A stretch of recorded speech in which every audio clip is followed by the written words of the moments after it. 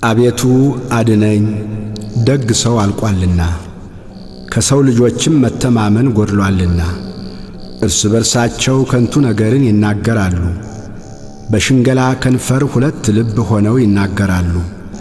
የሽንገላን ከንፈሮች ሁሉ እግዚአብሔር ያጠፋቸዋል። ታላቅ ነገርን የምትናገረውንም ምላሳችንን እናበረታለን።